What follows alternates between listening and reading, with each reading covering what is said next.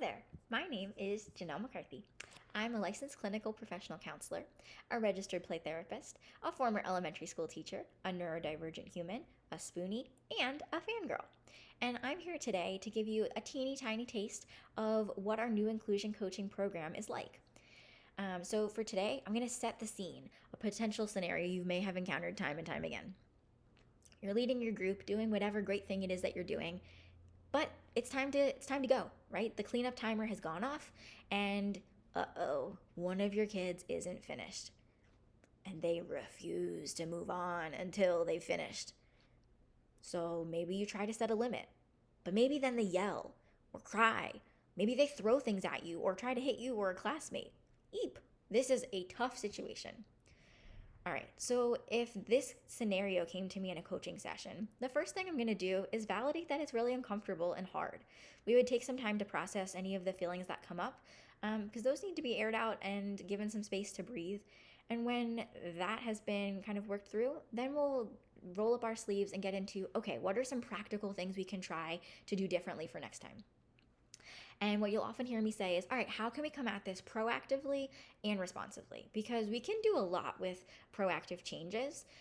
However, being proactive is never quite enough. We're still going to need to have a plan for, okay, if a kid still has a hard time, even though we've embedded supports in anticipation of that, then what are we going to do? So in terms of the proactive recommendations, my first suggestion is let's collaborate with the kids in developing a plan of what they can do if this were to happen. It's not unexpected at this point that kids will have a hard time transitioning away from something in the middle of an activity.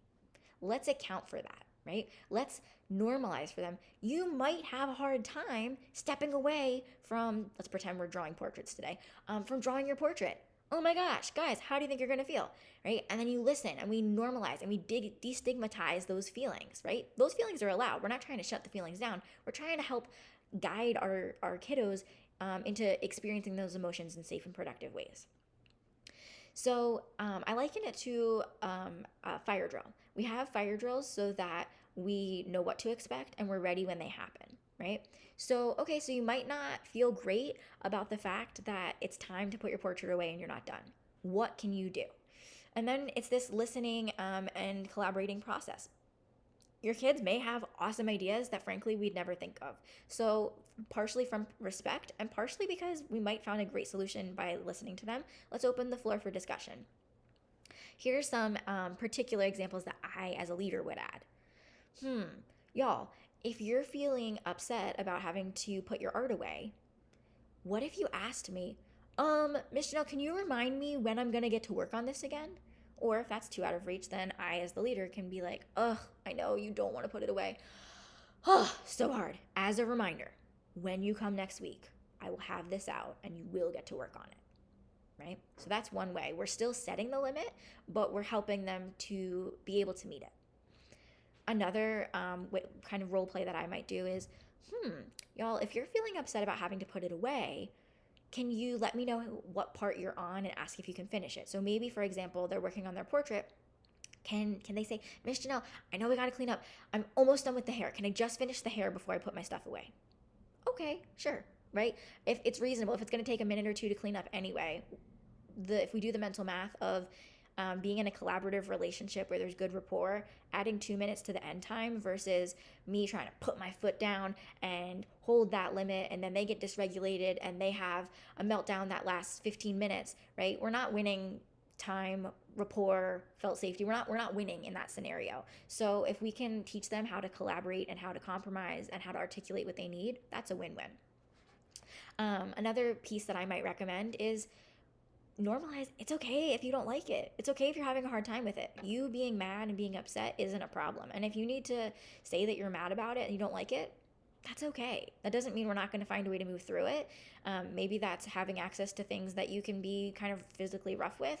Maybe that's just not, as the leader, getting ruffled when someone's like, I hate it. Let's join them, right? Like, it's so hard. It's so hard. We got to clean up, but it's so hard. I hear you, right? That's not unsafe. It doesn't take that much time. And it helps the child to move through the feeling so that they can get on to the next part. Another kind of piece that I recommend often is anticipate this is going to happen and build your schedule accordingly. You can build in 5 minutes for your child to need to transition away in a positive way, like we just talked about.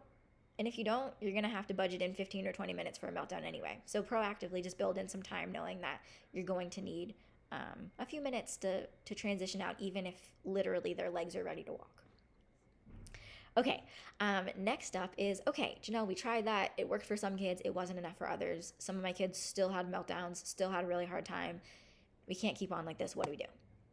Okay, so thing number one, if most of the class is able to accept the limit and able to put their materials away and one kid is melting down, move the other kids to a safe space. It is much easier to get the 15 regulated kids to go over there and be safe than it is to move the one kid who is dysregulated and throwing things, to move them to a safe room. That's going to be a mess. So move who is most easily movable first, all right? Next, we want to offer cues of felt safety. We want to support regulation. And often we can do that in ways either without speaking or in how we're speaking. So it could be things like doing kind of a wiggle in your own body and try to unclench your muscles, right? So we're sending those nonverbal cues of safety by softening our body. Could be something like, as the leader, taking a deep breath. And it might look like I just did, or it might look like, whoo, okay, y'all, we are having a hard time right now. I hear you, right? Which is not blaming the child, is exercising some of your own energy, but is also grounding you and resourcing you with that deep breath. Could be something as simple and everyday as taking a cold sip of water. These are body-based, simple strategies that you can access even in a stormy moment while you're leading. You can do things like sway side to side. Again, give your body some safe movement, some cues of safety. You can be conscious of where your eye gaze is, kind of lower it so that you're not being perceived as a threat. And then the last thing I'd recommend is increase access to things that are safe to pull or rip or throw across the room. Because when kids are getting to the point where they're throwing things anyways, that's a sign that their body's really activated and their body is flooded with cortisol and adrenaline and needs to be able to move in order to process those hormones in the bloodstream and to kind of flush them out. So we have to find safe alternatives to move. Just trying to put a lid on it and get the behavior to stop is going to end up with lots more like popping up moments. So I'm a big fan of get paper, get bubble wrap, have Laffy Taffy. All of those things are fairly safe to stretch, throw, bite. And so if someone's in a really activated state, those are safe alternatives. Okay, thank you so much for your time. There is so much more that we could talk about and problem solve together with this one example alone, never mind the many, many more examples that I've laid out in our training. So if you think that your organization could benefit from inclusion coaching, or even if you're just curious and want to learn a little more, please don't hesitate to reach out.